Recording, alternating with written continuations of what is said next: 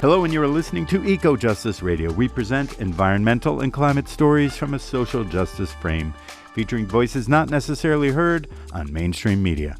Eco Justice Radio acknowledges that we recorded this show on the traditional territory of the Tongva people and all of their relatives in this place we call Los Angeles. Welcome, I'm Jack Eidt. On today's show, Fire, Soil, and Community, Rethinking Our Relationship with Nature, I interview John Allen, musician, permaculturist, and co-founder of The Birdhouse, which is a community generator and regenerative garden set below the Hollywood sign in Los Angeles, California. John Allen, with his wife Bella Nestour, co-founded The Birdhouse. They're the first urban ecosystem restoration community, a global network, and have incubated projects such as the Hollywood Orchard, the Soil Sponge Collective, which I'm a member of as well, and Replant the Forest Festival, which we had on the show recently. They have nurtured relationships with the Tongva Gabrielino people, providing cultural bridges and learning opportunities. They've hosted the LA Permaculture Academy and offer hands-on opportunities on the mosaic of parcels they've nurtured throughout various communities across Los Angeles. Their latest project is a planned regenerative farm and intentional community along the Santa Clara River north of Los Angeles.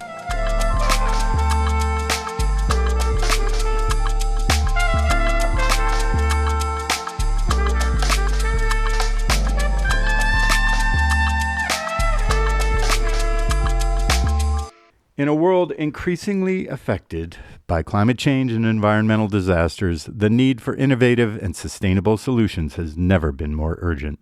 In this episode, we welcome back John Allen, co-founder of The Birdhouse.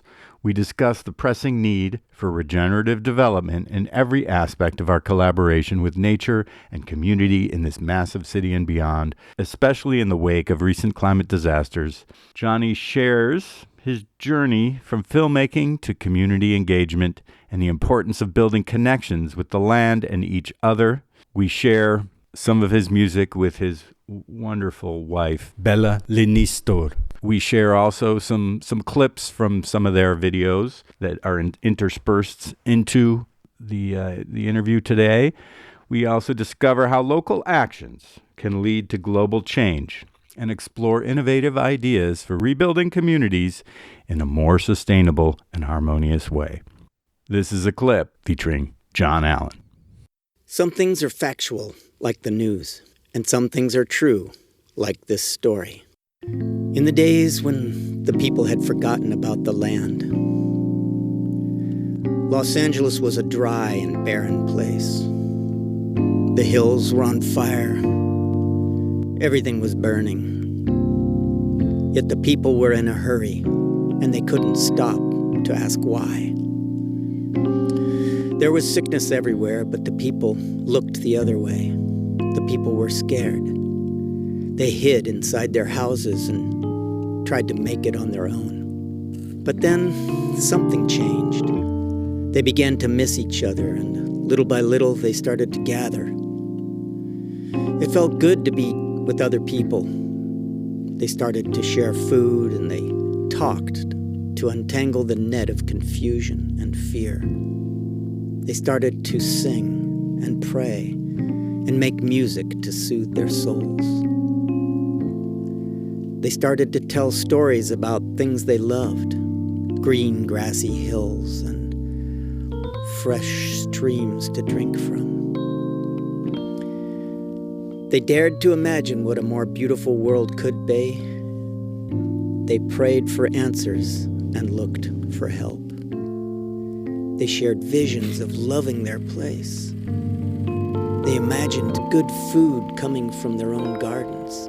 They shared what seeds they had, and they learned to grow more. Investors saw the profit in improving the land. Investment dollars turned toward land restoration. It became known in financial markets that the most valuable investment was in creating rainfall from tending the soil. The people made music and movies about a new way of being. Television picked up on the stories of what was going on in this little canyon in the heart of Hollywood. That became the news. Well, we're here with Johnny Allen, who is from the Birdhouse. He's been a guest on the show a few years back. We'll share that link in the show notes, but it's really great to have you back. John Allen lives in Hollywood, co-founder of the Birdhouse. Welcome back to Eco Justice Radio. Thanks, Jack, for having me. Yeah, it's our pleasure. So, well, we've Los Angeles has been through absolute disaster, and I think you have some big ideas that you've been working on for many years. You have a long history of working in the community, working in your community up there in the Hollywood Hills, but also on a broader, I would say, you've been working internationally as well as locally, putting out, a vision for regenerative development, regenerating the land. Why don't you tell us what your inspirations to come to this work first before we get into the details? Well, I think I first started thinking about these things in about 2012 when I realized that electing Obama wasn't resulting in the desired and hoped for results. Yeah. I just realized that politics were not the answer to what really struck me in that year. I was making a documentary film and I had to just stop making that film to really consider the context in which I was out putting this work into. And it's just seemed much more important to be focusing on the question, how are we going to live a life that the planet Earth now demands? That was my kind of a well-honed question that encompassed my inquiry in general. It's like, wow, what now? Yeah. And so it's been going on, and I've been studying permaculture. I've been a musician and gardener, and so those things kind of just came together. Figuring if I'm wondering these things, then there must be others. So we created the birdhouse, and lo and behold, many people were asking the same question, and how we're going to comfort each other and combine our knowledge, collective intelligence, inspiration, care, grief in ways that will motivate us toward possible more beautiful outcomes. Well, yeah, the thing that strikes me about the work that you and your partner Bella have been doing over the years is building you're building soil, you're building connection to the land, but you're really building community. You created multiple ways to bring people together, to encourage communication, to encourage people to know who their neighbors are. So on a small scale, because that whole thing, think global, act local.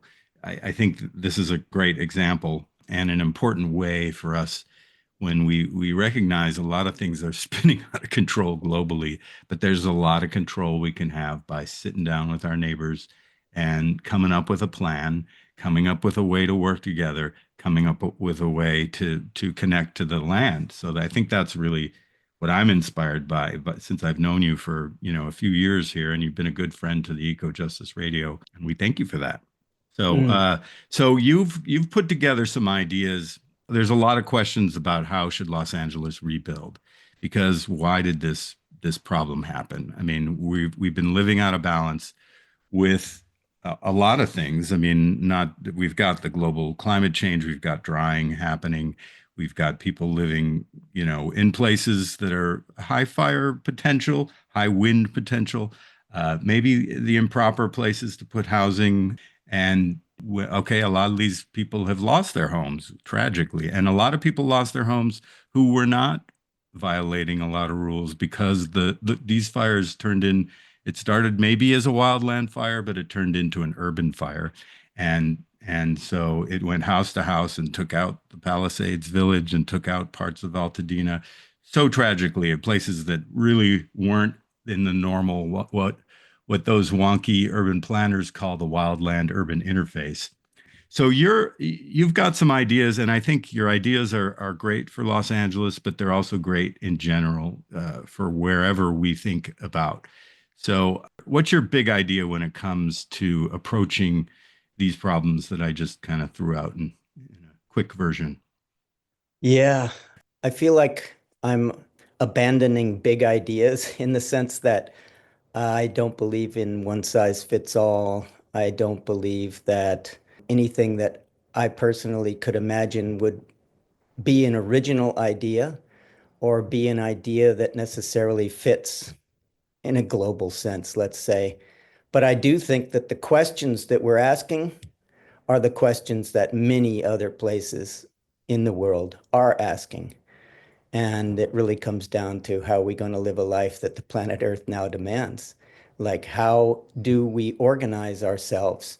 So I realized that I don't like that term, but social capital, the sense of just having belonging to your neighbors and each other, to recognize that we're sort of in the same boat here.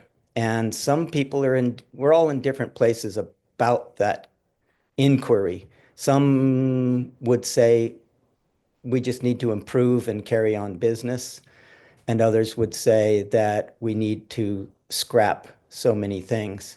And it's really interesting that politically speaking, that's what's going on right now. I think we're in a confluence of circumstances that presents chaos and huge opportunity. I wouldn't ever wish these fires on anyone, and yet it's a clean slate kind of opportunity to really think, how would you rebuild a neighborhood? So for me, creating these living systems, these places where we can come together and feel in comfort with each other, it's a whole different way of being that we're looking at. Brings into question, what is our relationship to each other and to the land around us? I think that a lot of people are scared these days by the talk of climate change. And whether you use the term climate change or not, it's a world where we are learning to be in more right relationship with the land that feeds us, to look at it in a self-serving way. But really, it's how we live with each other, how we care for each other, the trust bonds that are formed when you hit uncertain times like these. So building trust among neighbors, I think, is foremost. And we're looking we have a design group, Frameworks of Renewal, for a neighborhood that was lost in the fires called Altadena here. We're working with residents who would like to participate, who have contiguous properties, who can imagine rebuilding in ways that don't correspond precisely to the quarter-acre lots, and to look at how we can alleviate so many of the problems that come beyond just building, let's say, an earth-based house, which I think a lot of people agree on that for fireproof purposes, for low impact resource and localized resource, clay housing and ceramic housing is top on the list. But what do you fill these homes with? Is it more toxic materials imported from foreign places at a great expense to the environment? Or is there a way to not only fill the homes with less stuff by sharing with your neighbors, it can be done in a way that satisfies this desires that we get and try to fulfill by buying stuff in general. So, in other words, when you feel stable and you have a living situation, a little village where you know the people, and my dream description is that your kids could run around the neighborhood and you would know that they would be fed and cared for by Hmm. anybody in that zone. And Yeah. that let's say, instead of having 9 swimming pools, you would have one that people would share and come together around. So you have these community-oriented spaces, indoor and outdoor, and everybody has their needed private spaces. That alone would be a real new thing for most people. And yet, I think it points toward what's missing and what would really satisfy people. It's kind of a longing that we don't imagine the world would let us pull off. So, building codes and these kinds of things are just sort of road bumps because of this large possibility that the fires have shown us that we can't just rebuild and continue business as usual. Wow. It's really just listening to you talk. I really think it's an important point that most of us, I mean, a lot of times we go to this I used the term wonky side, the urban planner. We got rules, we got speed bumps, as you called them. We gotta deal, and there are very real questions of economics of the different building materials, and then the building, have them be safe for earthquakes, to be energy efficient. All of these things are really important questions that we can talk about. But I am appreciating here listening to you that, and I see you had sent me a manifesto of sorts where you start off with community engagement and participatory design. And we don't, I think people long for this stuff, but they just are not there. They're not coming together this way. So how do you what's your quickly, because we'll get to everything else, but how do we become more connected is really the question, because you've, as I've said, you've been doing it with your birdhouse project, but how do you do it with a place like Altadena, where admittedly, and also the Palisades, there is a lot of coming together that we're seeing in the post things, but there's also that independent, I'm going to do this, I'm going to build my thing, I want it back the way it was, except I want it 30% bigger, etc. There's a lot of these threads happening. So how do you speak out against that? But more importantly, build this positive engagement and participation. I saw through my own experience of doing things at the birdhouse how ready people are to engage in more intimate conversations and allow themselves to dream of more beautiful world. There's things that we can allow for in conversations that are not typical in, say, your city council meetings or this kind of thing. And yet, when they do come out, we see that we share so many of these common threads, this desire to be more connected, to have trust in our neighbors. It's not a kumbaya necessarily. It's not everybody has to love each other, but everybody has to realize that we're in this together and you care for your neighbors enough to work stuff out. There's something more important than just our individual desires at work here.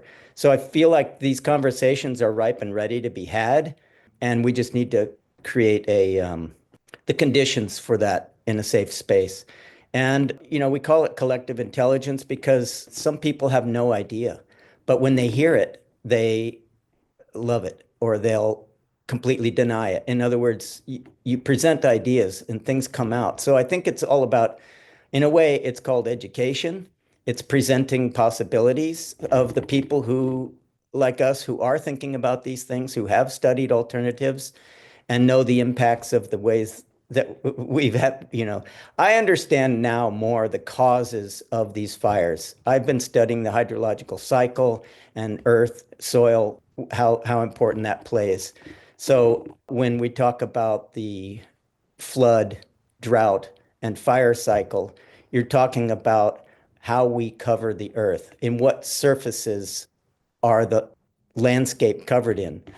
So a lot of that has to do with agriculture and the way that we don't use cover crops and the way that chemicals are killing off the soil, so the health of the plants are not nutritive. But all in all, it's about creating places where there's transevaporation. So any vision I have, any version I have of a possible town would include designing with the landscape as lush and integrated as possible. So how do we do that? We encourage rainfall to stay on the landscape. People consider Los Angeles a desert, but we actually get 14 inches of rain, and you'd be amazed at what that can produce if that's trapped on the landscape, not necessarily in plastic barrels, but in the soil itself. So how you do that is you just make sure that there's as much plant matter. And of course, who can argue with a lush and vibrant landscape? So it's these parts that are important, that we have living rooftops is a really important piece, I believe, in any design to mitigate against what we call the heat island effect, which is one of the reasons why we have reduced rainfall here in Los Angeles Basin. Is everything is a hot surface, which reflects the heat of the sun, pushing up any moisture, atmospheric moisture, up into the upper zone where it can't precipitate into rainfall. So there's no less water on Earth, clean, fresh water, than there ever was. It's just, where is it? There's too much in the flood zones, and there's too little in the dry zones. And that's simply about how verdant the landscape is. So you can balance out the rainfall by covering any landscapes like dry landscapes with trapping the rainfall and creating grasslands, which will eventually lead to pioneer species and eventually toward mature forests. So yeah. So is this there's the question of, is this a boutique solution, or is this an every person solution? Because when I think of green roofs, I think of them being an expensive option. But is there a way that everyday people who are just trying to, and whether it's a rebuild, whether it's a rethink, or whether it's a house that you want to build and wherever, considering these ideas, is that Uh, there's no need for esoteric ideas. These are things that have been proven all over the world. And us adopting some of these ideas is time who's come. They're not expensive. No, rooftop garden. So what's the saying? Build it and they will come. And let them build it and they'll stay. I feel like it's time for that one to be lived out also. Let's say people get to actually participate in the construction of their own homes. This is what's possible with rammed earth type construction. You don't need to be trained. You just need to be part of the community and willing to make it go. And people who build their own homes and then help build their neighbors' homes have a whole different perspective on what a neighborhood means. They have a sense of belonging, and it's not toxic materials, and it's not from far away. And every place on earth has clay content that you can use for these things, minimal cement input. So mostly I'm talking about a boutique of ideas. Yes, but there's really nothing that we don't already know. We're just given an opportunity to apply them. And we're forming a consortium of designers, architects, neighbors, and city designers, people who work for the city that are beginning to consider these things. So I feel like it is a culture shift in a way. Like we will find yeah. ourselves needing to shift. It's going to be hard to just think of kind of just piecing our lives back together and saying, rebuilding and getting back to work. I believe we're being invited to think differently and consider the future and what it holds. One, if we continue business as usual, which I think they call it the American dream because you got to be asleep to believe it.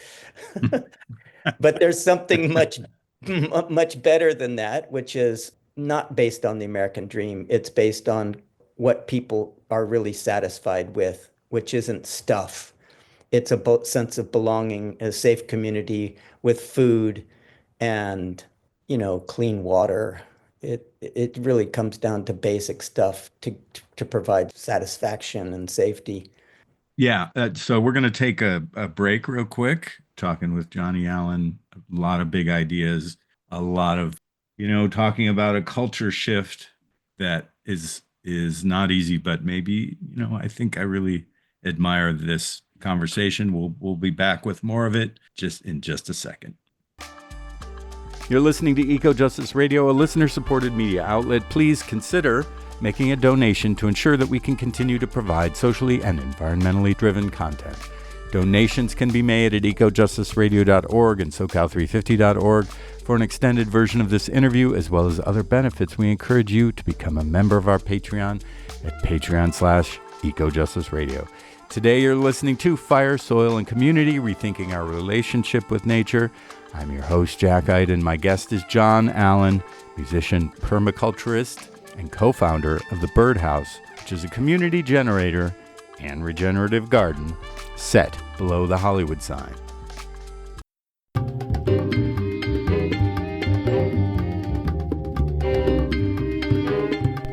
I want to take you for a tour of the Birdhouse. the first urban ecosystem restoration camp right here in Hollywood, California. I think you can just see the Hollywood sign behind me through the trees. This is the hub of the birdhouse where we hold classes and workshops. The garden is where we grow fruits and vegetables and herbs, but it also serves as an oasis of connection, a sanctuary in the city. We honor the Gabrielino Tongva Nation as the original caretakers of this land, now known as Los Angeles. They successfully tended this land for thousands of years, and they're still praying for it and protecting it. We join them in bringing it back to its fertile and vibrant state, where people are cooperating with nature and each other.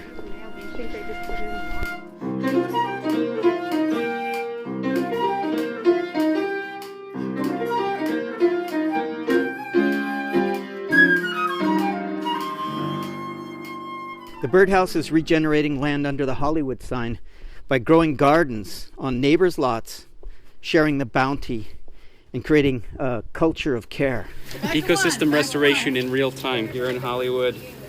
Degraded land, badly compacted when they put in this really extensive retaining wall, but we're here with a group of volunteers. We're trying to increase the water filtration, the amount of living roots in the soil. So we're excited to track the progress of this thing as we move along.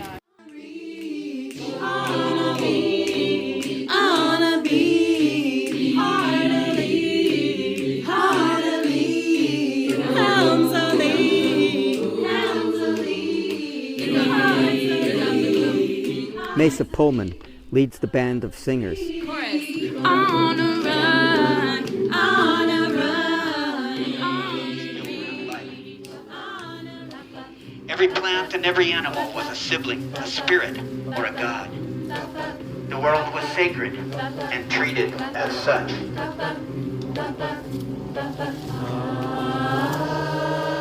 The band of singers is really a driving force in the community.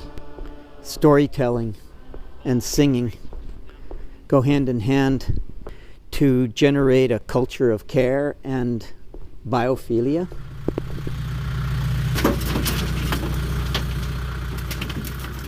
And we take a mosaic approach to enrolling neighbors with little plots of land, backyards, and some cases up to an acre, which are all part of a mosaic of parcels that we steward here by permission from the owners.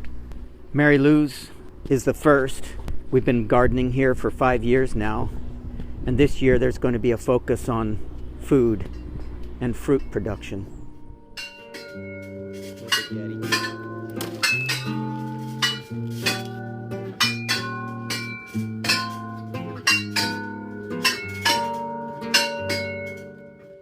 So we're interested in kind of what happens at that intersection of arts and ecology, how they can inform each other and how they're mutually reinforcing ideas, trying to take a holistic approach to, culture, not just looking at restoration or conservation as work on one hand, and then arts as this totally distinct thing on the other side. As John said, the eco-restoration project that we're rolling out this next year, we call the Birdhouse Urban Eco Restoration Initiative. It's a mouthful, so we call it WEDI.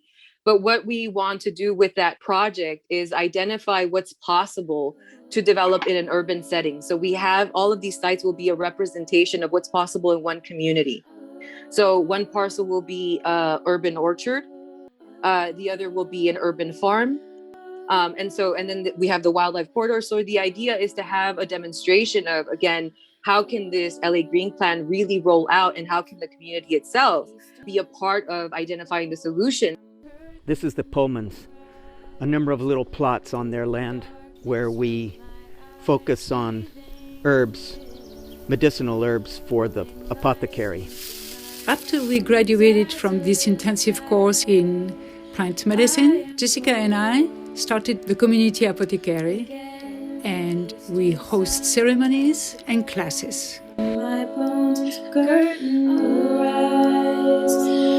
And we also have the chance to harvest the plants together, the plants that we will use for our tea circles and our hydrosols and tinctures and salves. Holly Ridge is one of the more iconic sites in view of the Hollywood sign. There's probably everybody on the planet would know what that is. Hollywood is an incubator for the images and ideas that shape cultural way of thinking. So we're doing this work here because it's potent with possibility.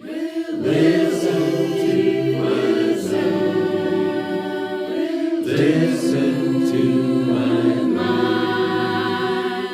Lead will deep will listen to.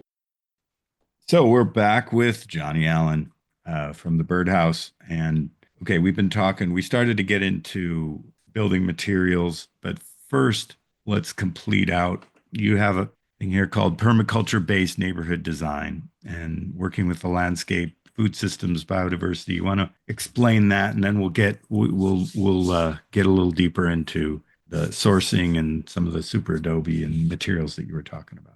I think you could kind of summarize by calling this culture shift that's being called for as a turning toward the land and beginning to understand how everything is interconnected and how these living systems really will benefit by that shift in consciousness. In other words, we will have relief from drought and fire.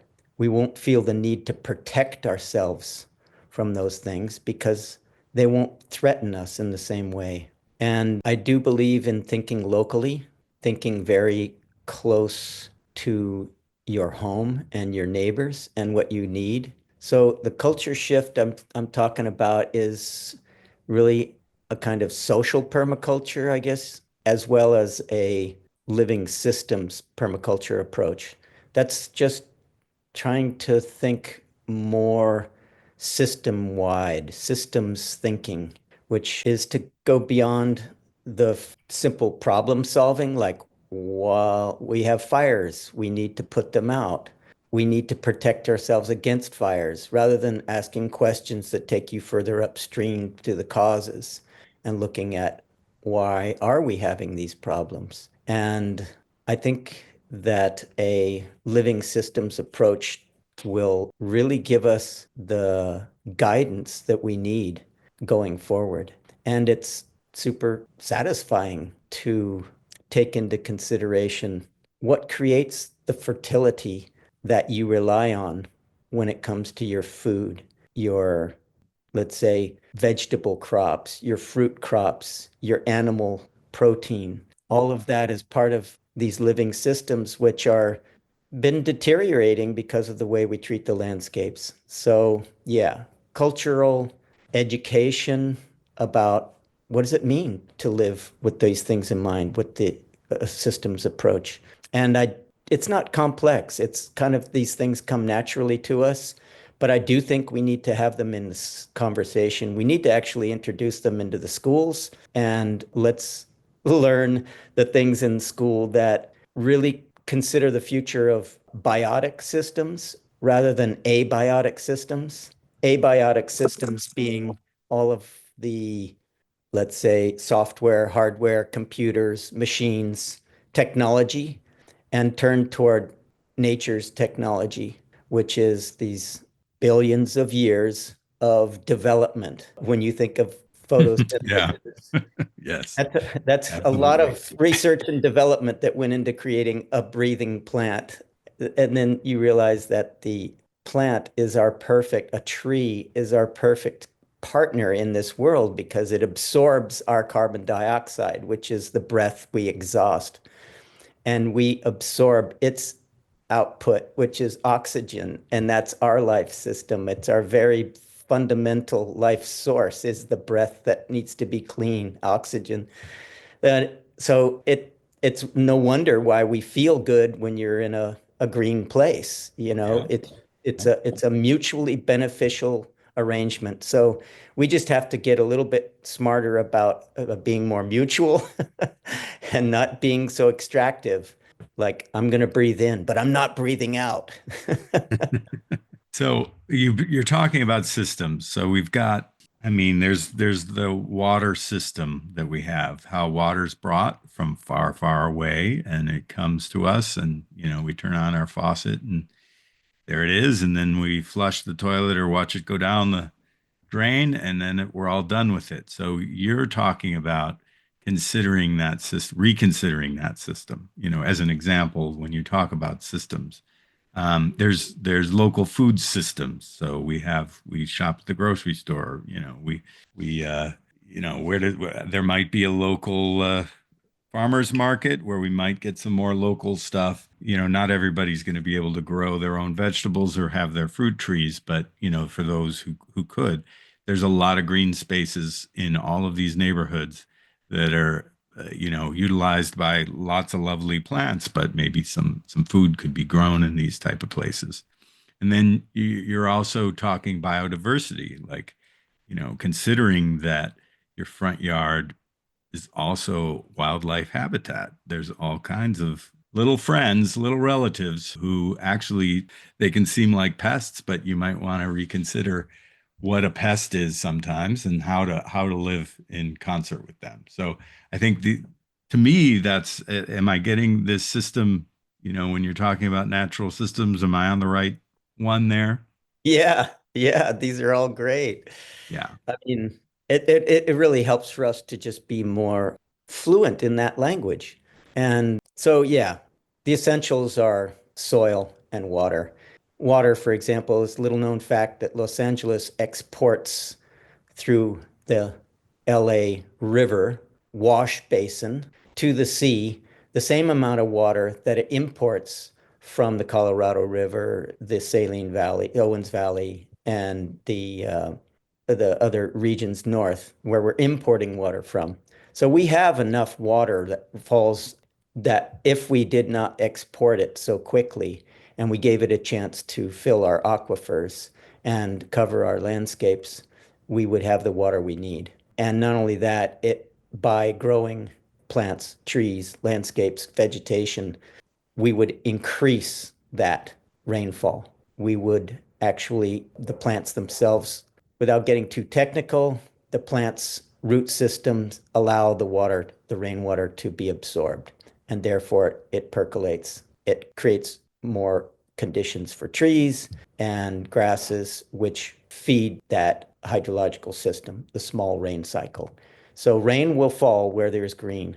Rain will not fall that often in these desert heat islands. So water and, gray water is just the most fundamental thing that should be built into every living residential American home. So explain what gray water is. Well, we sort of know, but just explain what Gray you mean, water, gray water is the water that's only sort of, you'd say, partially used. like your shower. Your shower water, your sink water, your washing machine water. These can all be used for draining into a very simple gravity feed, or if you need to go uphill, you use a pump and fed right into landscapes. So there's no sense in, and then there's reducing water into, by all these processes. For one, toilet water, dry toilets and composting toilets can be done very beautifully, not what some might imagine. We really have good systems for recycling human waste. So water conservation, but more importantly, water understanding of the hydrological cycle and creating the conditions for more rain in this dry area. But that would apply to anywhere. Where it's flooding is where it's green. And so we will be doing them a favor by greening up our dry areas. Mm. That will reduce the amount of rainfall that ends up in the warmer regions, the wet regions. John Liu, a hero of ecosystem restoration, calls for increasing biodiversity, biomass, and accumulated organic matter.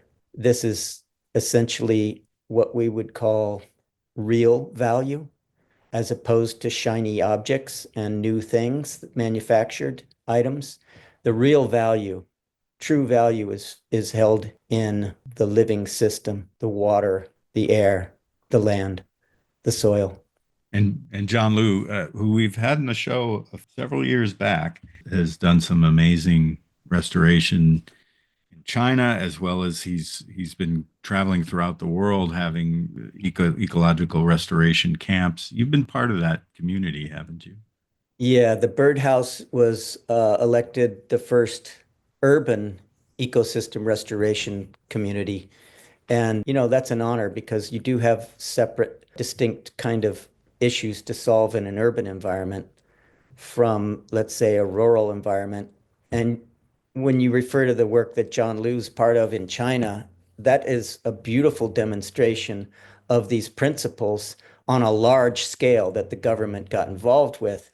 Over the last 25 years, they've turned a desert of China, which is about the size of Belgium and was once the fertile basket of life in China, and was treated in the same way that we treat our landscapes here by removing vegetation and not replanting for generations. It turned to a desert. And now they've reversed that in 25 years by applying these principles that I'm talking about.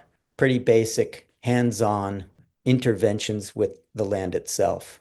So it's just amazing and it's beautiful to see. And it's happening in Africa, it's happening in India.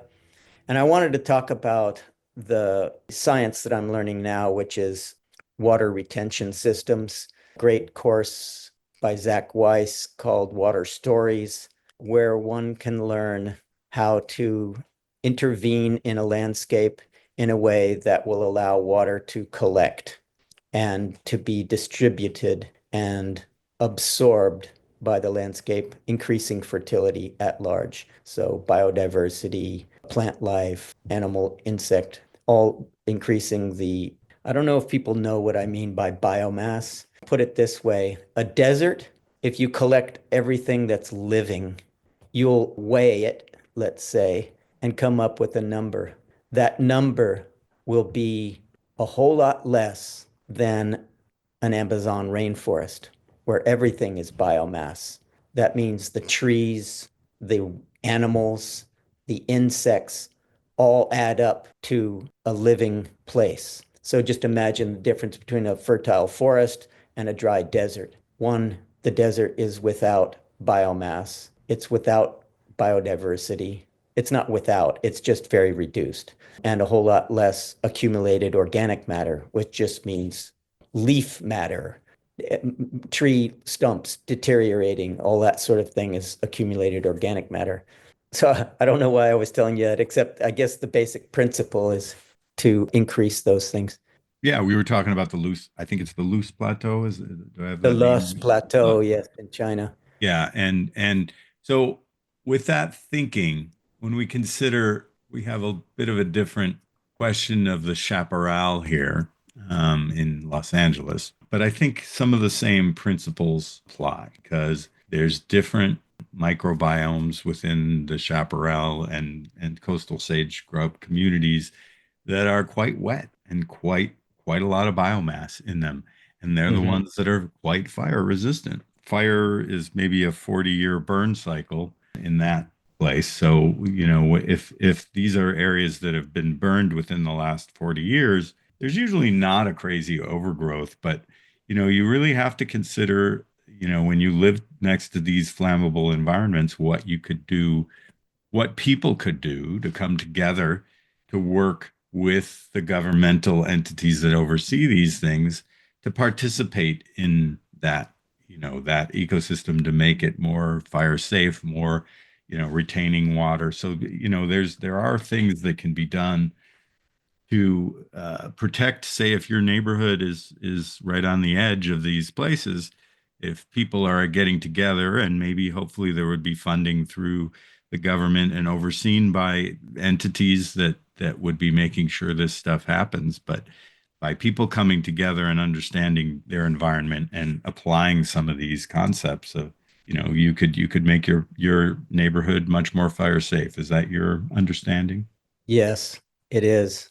And I think we're kind of being misleading by mixing the term fire safe. Fires are natural. We know now that fires contribute to the health and well-being of those living systems. Us building homes that are out in those wild zones is asking for trouble unless those homes are built either of durable materials like earth, clay, or steel, and allowing for fire to exist. So it's the interface. Now, I think, we're learning CAL FIRE is actually engaging indigenous wisdom and participation to use fire, if you will, to honor the role of fire in the living systems and to allow it. Indigenous would call it cultural burns. We would call it controlled burns. But that's an example of a perspective on fire, a cultural perspective. But in the end, it means allowing for fire to exist and not putting your structures in harm's way. There's another way of doing it also, which is to say things burn. Let's build them out of temporary materials and live in them as long as the fire doesn't come through here. Yeah, that's certainly something. Well, let's take a quick break again here with John Allen and continue talking about, another way for all of us to be connecting with the land, living with the land, building with the land, knowing the land, and also knowing each other. We'll be back in a sec. You're listening to Eco Justice Radio, a listener-supported media outlet. Please consider making a donation to ensure that we can continue to provide socially and environmentally driven content. Donations can be made at ecojusticeradio.org and socal350.org.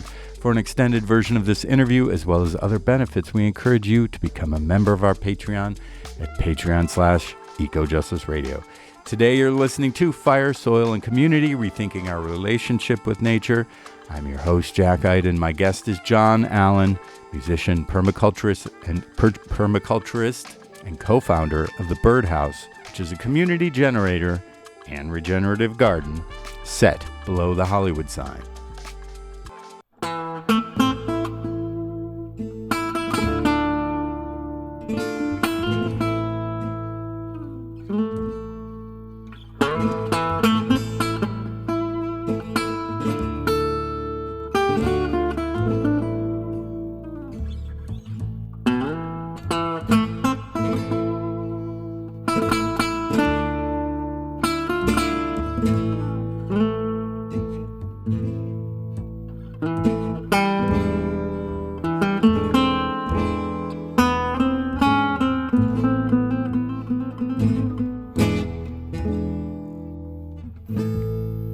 I don't know how he knew.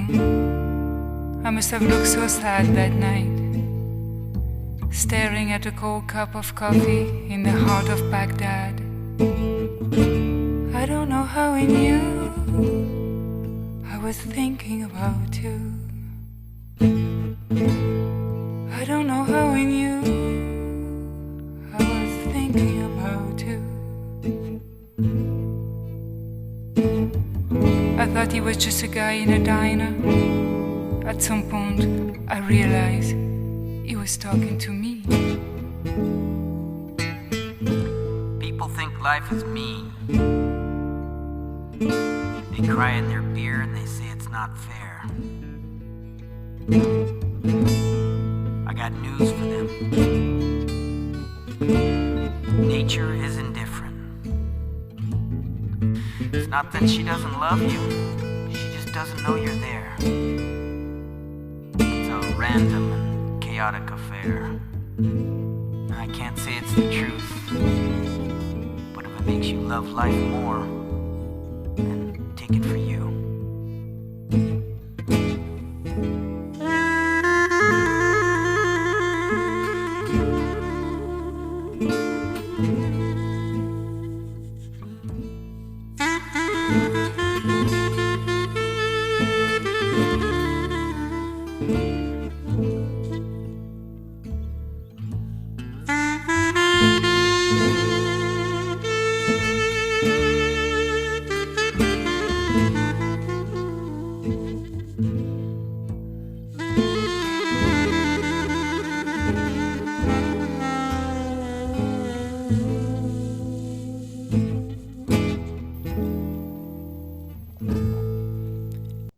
That was an excerpt from A Guy in a Diner by John Allen and Bella Nestour. So we're back with Jonny Allen. We're talking about fire. And fire, well, I think there's good fire and there's bad fire. Or maybe better said, there's bad fire from the human perspective, but there's also good fire. And we need to understand that it is a natural process, as John was sharing with us. And there's indigenous understanding of that. We had Elizabeth Azus on, who is a cultural burner from up north in the forest there of Northern California, doing incredible work and also educating so many people her native Karuk, Yurok. She's a blend of different indigenous up there. The balance is different down south here, but I think let's finish out the talk of understanding of fire and its place in culture for all of us. Yeah, when we talk about fire, it's usually how dangerous it can be in the urban wildlife interface, where the edge of suburban neighborhoods ends and what we call nature begins. And so the fires sweep across these areas that are sort of uncontrolled, and then they get into our living quarters and make havoc. But in those zones, there's a way to not only have fire in a indigenous cultural way, honoring fire, but also there are ways to mimic what fire does for the living system. And I studied with a guy, Lee Klinger, who has a thing he calls fire mimicry. And it's learning a process of to have eyes on a forest or any kind of grassland and understand what is there that the fire would have taken care of. So low-hanging branches, dead wood that could catch flame and rise up into the canopy of the trees, breaking those things down and using the cuttings for burning, and then spreading the ash and removing lichen and moss on these trees, which has both a beneficial relationship with the tree, but can become detrimental if allowed to not be removed every few years by the fires. Fires would normally take out moss and lichen. So we do that by hand and heal the wounds on trees. These kinds of things fire would take care of. And yet, when we intervene, the place becomes fire ready. So he calls the results of fire mimicry, that process transforming a neighborhood or the interface fire ready. So when a fire does come through, it won't be a hot fire and rise up into the canopies and cause these huge loss that we're witnessing here in California and other places. Absolutely. It's pretty amazing. Well, there's lots of that question of how we perceive fire, but also a point that you made, which was a very good point. Here we are, we're building flammable homes in, we're relatively flammable. Even if it's been fire reduced, it's still going to be flammable. These embers are blowing up to, I was shocked to hear 3-mile embers blowing. So really what we have to do is we have to be responsible to build fire safe structures and understanding the landscape, not creating fire ladders. So you've talked about sustainable, you were talking a little bit about sustainable building materials. You haven't touched much on ethical sourcing. I think that building with clay, using cob, super adobe, these are great opportunities for people to actually build their own houses. Is this something that could be built on a wider scale than just the sort of more community-based stuff?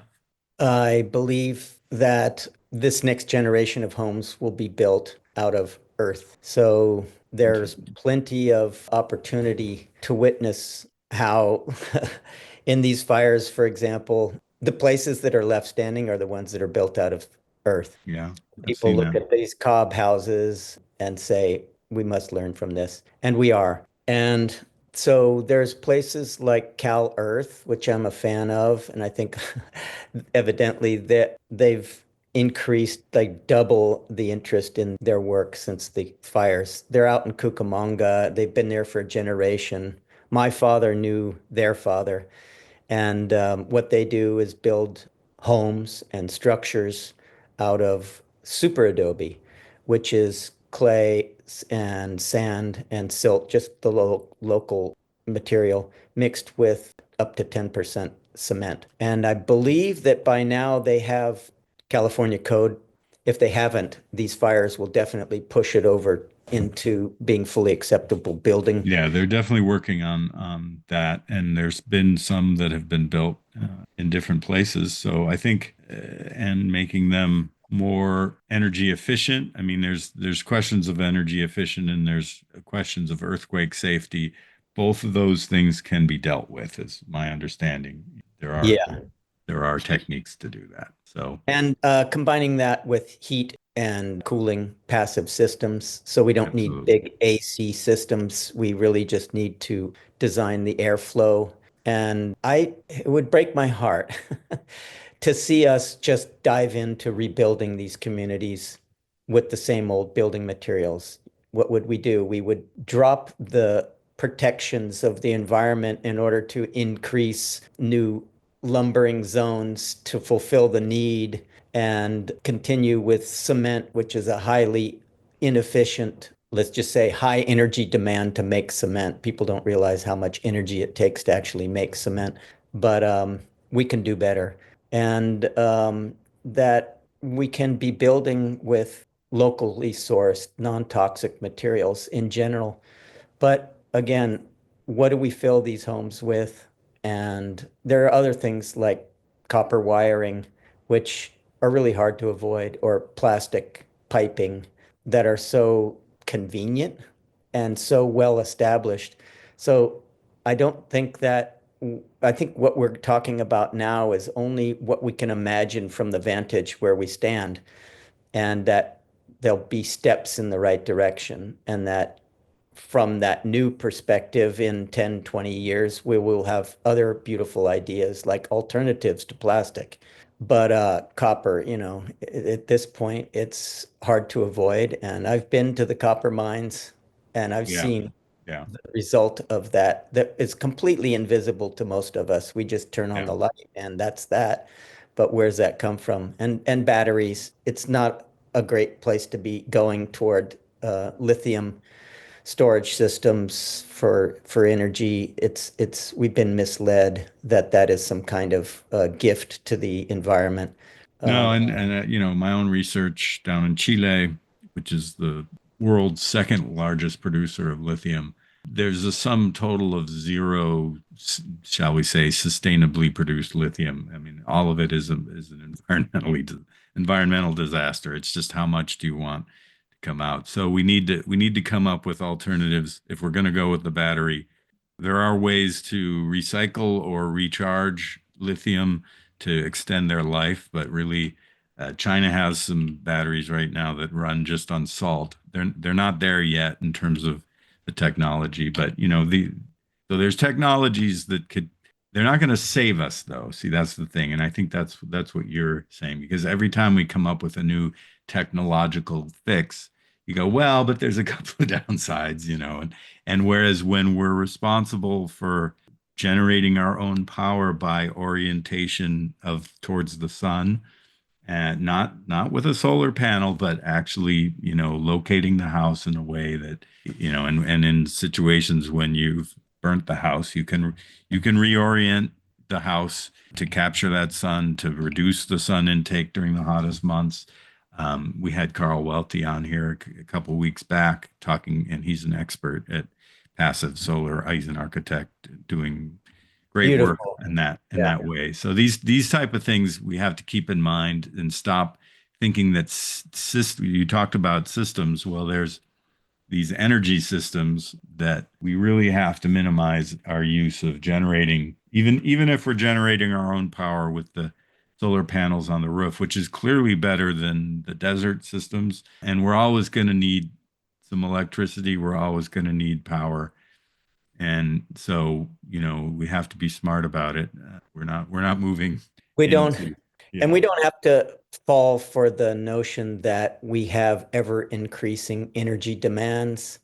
I feel like that's a myth. I mean, it is. We certainly don't need ever increasing energy demands. We can be more efficient and we can change our lifestyles. We can change how industry works. All of these things can reduce the need for the kind of energy that's so difficult to resource. I mean, a big push for this need to increase the amount of energy is these data centers that powered through all of our computing, the cloud services, everything. So they want to build small nuclear reactors or be creating their own energy somehow. They're out in the desert, which is 120 degrees in the summer. A data center needs to be probably 60 degrees. So they need to be cooled. They need water to cool that thing down. So we've got to watch what we're doing on the computing side. But that's a bigger issue that we're not going to tackle here. And I think that's the point of this discussion is there's a lot that you and I and all of us can do to not be part of that problem. And I think that's a real, and reorienting our thinking and connecting with our our natural allies, our humans that live next to us, and also inviting space for the wild who are running around in our neighborhoods, maybe. So I think these are important things. What more recommendations do you have? We have about 4 minutes or so to finish out the interview. I feel like it's really worth considering grief as a motivator. I think it's time to really question who we are in the world, who humans think they are. And I frankly love people. I love humans. I love to work with them, and that's why I do these things. But I have come to a place where I'm more accepting of the possibility that we won't learn how to do this right and that there'll be some serious collateral damage, they call it. I'm less attached to the outcome in that way. And I'm doing it because I love to do it. I love clean water. I love learning how to help it be and increase. I love working with people to come to realizations and to inspire each other. I think if there had one singular intervention at this point, it would be to propagate imagination. Because we've been living in Hollywood, we understand that the story of the future is a bleak one. Most people will tell you that it doesn't look good. But where do we get that information? We get it from science, but we get it from the stories we tell, the movies we watch from Hollywood. And I think there's a new story to be told that will inspire possibility. And I'm just myself inspired to work with others who want to generate out of the box type thinking. Like, let's just go for it. We have nothing to lose. We have everything to lose and nothing to lose. And on the trajectory that we are already, and the predictable outcomes are that we'll lose it all. We'll lose our place as a species.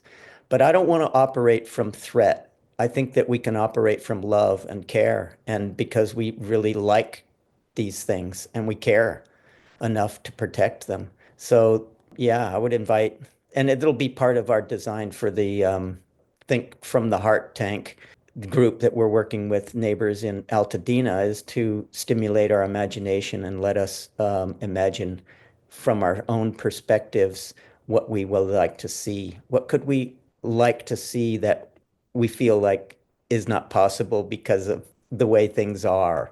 So go beyond the way things are to imagine what we really would like to see transpire.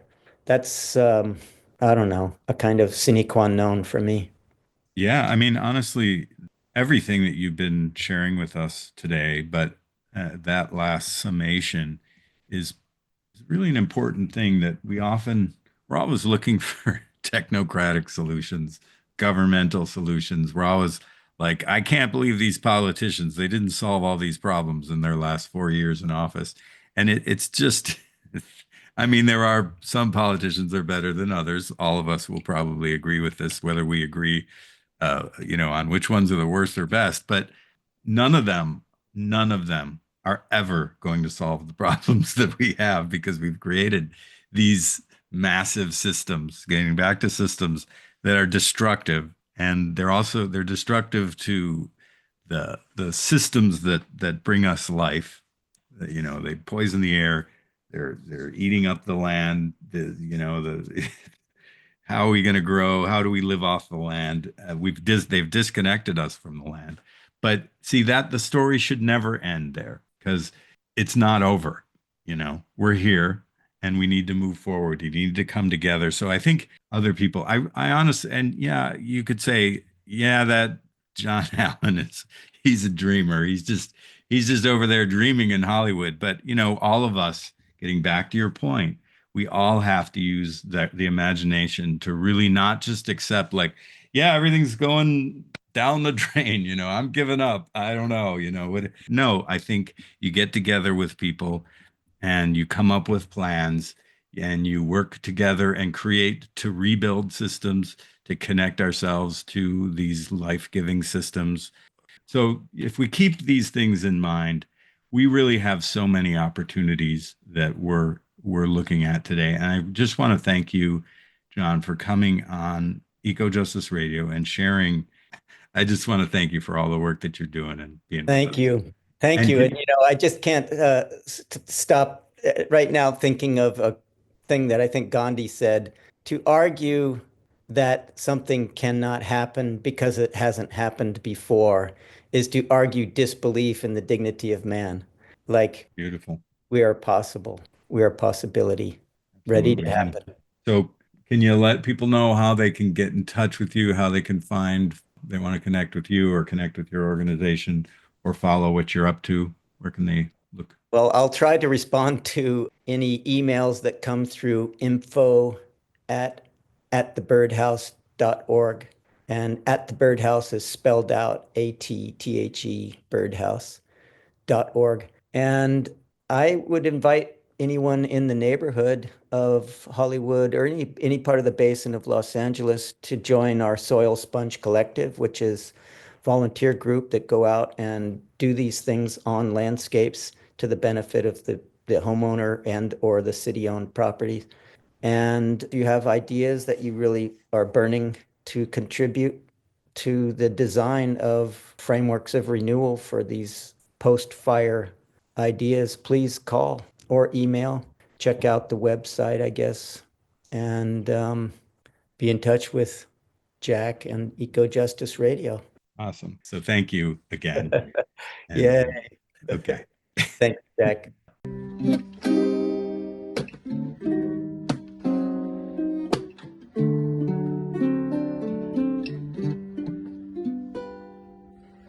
Everyone's got their story. Some may never learn. Someone did another day. Some thought they never come back. Just longing to go to some exotic place. Longing to go with only a fake memory.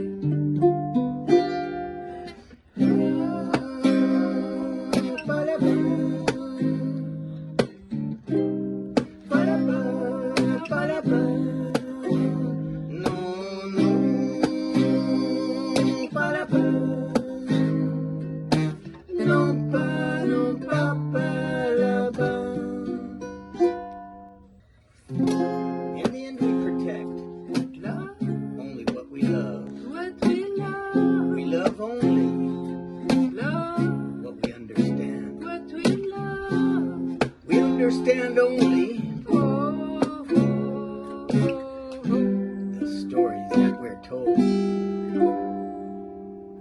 That was an excerpt of Everyone Has Their Story by John Allen and Bella Nestour. Hey listeners, to check out the extended recording of this show or to explore our other shows, Visit our website, ecojusticeradio.org, and subscribe to our podcast. This has been Eco Justice Radio and our show Fire, Soil, and Community, Rethinking Our Relationship with Nature. Thank you to John Allen and Bella Le Nestour from the Birdhouse. And thank you to our listeners for joining us. Please connect with us on social media at Eco Justice Radio, SoCal 350, and Wilder Utopia. If you like what you've heard and you want others to be informed, subscribe and share the episodes.